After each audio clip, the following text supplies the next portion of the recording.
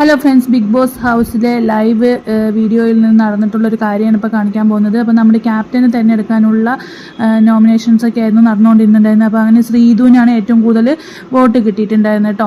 അപ്പോൾ ആ ചർച്ച നടക്കുന്നതിൻ്റെ ഇടയിൽ നമ്മുടെ ജാൻമണി ചേച്ചി എണിച്ച് വന്നിട്ട് പറയുന്നുണ്ടായിരുന്നു, എനിക്ക് ഒരു ആരോപണത്തെ ഒരാൾ എന്നെ ഒരു വാക്ക് ഉപയോഗിച്ചു, അത് എനിക്ക് ഒരുപാട് ഹർട്ടായി, മേലല്ല അങ്ങനത്തെ വാക്ക് ആർക്കും ഉപയോഗിക്കരുത് എന്നൊക്കെ പറഞ്ഞിട്ട് പുള്ളിക്കാരി ഭയങ്കര വിഷമമായിട്ട് പോകുന്നുണ്ടായിരുന്നു. നോറയ്ക്ക് തോന്നി നോറനെയാണ് ഉദ്ദേശിച്ചത്. അങ്ങനെ അവിടെ ഒരു ചെറിയൊരു പ്രശ്നമൊക്കെ ഉണ്ടായി. വലിയ ഒച്ചപ്പാടും ബഹളമൊക്കെ ഉണ്ടായപ്പോൾ ബിഗ് ബോസ് എല്ലാവരെയും തിരിച്ച് വിളിച്ച് ലിവിംഗ് റൂമിൽ വന്ന് ഇരിക്കാൻ വേണ്ടിയിട്ട് പറയുണ്ടായി.